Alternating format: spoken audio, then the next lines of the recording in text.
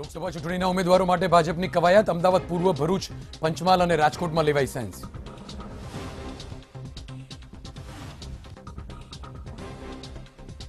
ગાંધીનગર લોકસભા બેઠક માટે અમિત શાહ અને આનંદીબેન પટેલનું જૂથ સક્રિય અમિત શાહ ગાંધીનગરથી લોકસભા લડે તેવી શક્યતા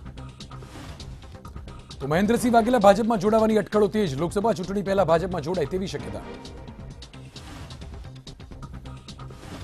ગુજરાતમાં કોંગ્રેસ લોકસભા ચૂંટણી માટે ધારાસભ્યોના ભરોસે અનેક ધારાસભ્યો સાંસદની ટિકિટ માટે રેસમાં પાટણ બેઠકને લઈને કોંગ્રેસની અસમંજસ જગદીશ ઠાકોર હવે ચૂંટણી લડવા નથી ઈચ્છુક તો ધાનાણી અમરેલીની ટિકિટ માંગી રહ્યા હોવાની ચર્ચા ભાજપના પૂર્વ ધારાસભ્ય હનુભા ધોરાજીયા ફરીથી જોડાયા ભાજપમાં કયું નથી આવતી મજા છબીલ પટેલે અંગત અદાવતમાં કરી જયંતિ ભાનુશાળીની હત્યા સીઆઈડી ક્રાઇમે કર્યો ખુલાસો તો છબીલનો દીકરો સિદ્ધાર્થ પટેલ વધુ 2 દિવસના રિમાન્ડ પર